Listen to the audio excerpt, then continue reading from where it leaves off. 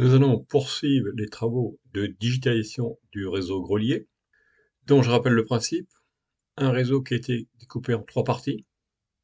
La ligne verte, c'est la frontière entre le module 1 et le module 2, et ici, l'autre ligne verte, c'est la frontière entre le module 2 et le module 3.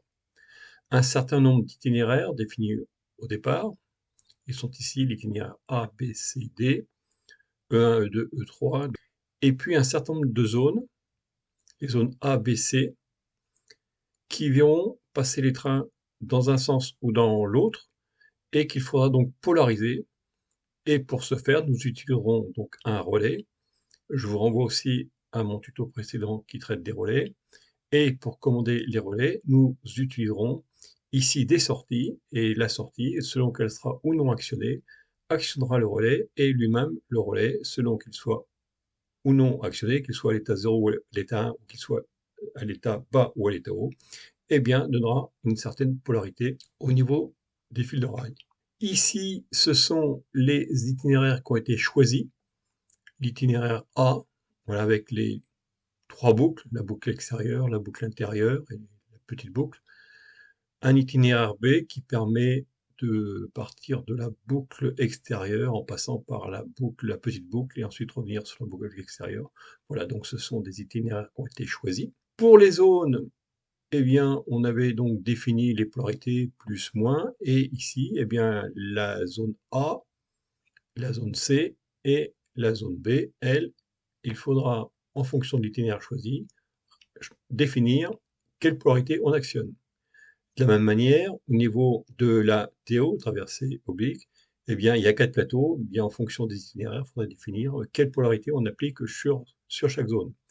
Même chose sur la TJD, avec le SWA et le SW6, donc il y a deux plateaux à alimenter, donc avec des polarités. Donc à chaque fois qu'il y a des zones susceptibles d'avoir des polarités différentes, eh bien il faut les repérer, et il faudra donc donner en fonction de l'itinéraire choisi la polarité utile. Alors pour ce faire, je me suis aidé d'un tableau dans lequel je retrouve les itinéraires, l'itinéraire A, le relais CO, ça veut dire c'est la sortie 12, donc il va piloter le relais A, le relais A de la zone A, et on va dire que pour l'itinéraire A, c'est l'itinéraire, on va dire, classique, les trains circulant de gauche vers la droite, donc la file gauche de rail, elle sera au moins, et la file droite de rail, elle sera sur le plus. C'est ce que je signifie ici, file gauche sur le moins et file droite sur le plus. Et dans cet état-là, le relais sera à 0, donc la sortie ne sera pas actionnée. Si je suis sur l'itinéraire B, cette file-là, elle va être en bleu, elle va être en moins. Donc ça va être inversé, donc il va falloir actionner le relais de zone de telle manière qu'ici tout soit inversé. Je vous renvoie donc à mon tuto qui traitait des inversions de zone avec les relais. J'ai le même travail à faire avec la zone C, et j'ai le même travail à faire avec la zone B. Voilà. Donc il faut prendre chaque zone, voir comment circule le train, définir donc quelle polarité on va appliquer, et prendre tout ça dans un tableau en indiquant effectivement les états. 0, ça veut dire bas, 1, ça veut dire que le relais est haut. Alors, ça, ce sont pour les itinéraires qui ont été définis par l'utilisateur. Et ensuite, il y a les itinéraires qui sont faits par Rockray. Lorsqu'on fait circuler les trains, Rockray est capable de définir le sens des aiguillages. Par contre, au niveau des polarités, il a du mal à le gérer. Donc de la même manière, il va falloir définir pour chaque itinéraire, donc pour chaque circulation entre blocs, je devrais donc dans Rockray préciser une action sur la sortie, de telle manière que je puisse mettre le relais dans la bonne situation. Donc là, je rappelle, ce sont pour des itinéraires qui sont calculés automatiquement dans Rock, parce que si on ne fait pas ce travail-là, donc ça fait des courts-circuits. Et de la même manière, pour chaque itinéraire, j'ai complété mon tableau avec la position des aiguillages, S pour strike, T pour turn. Pour la TD, il y a une petite particularité parce qu'on parle aussi de left on right, strike on turn.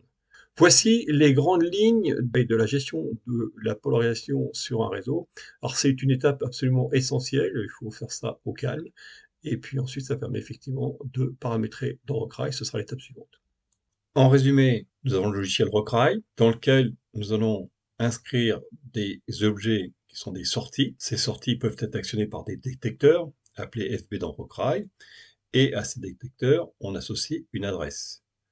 Donc Rockrail communique avec la centrale DR5000 qui elle-même communique avec le décodeur.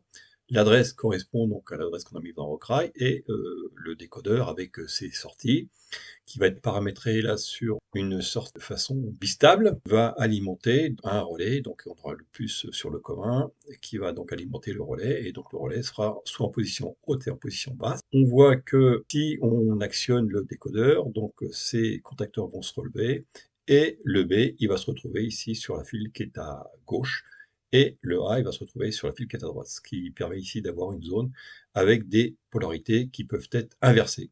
Alors que dans la partie basse, les polarités sont fixes parce qu'elles sont reliées directement à la centrale DR5000 qui est sur son track output.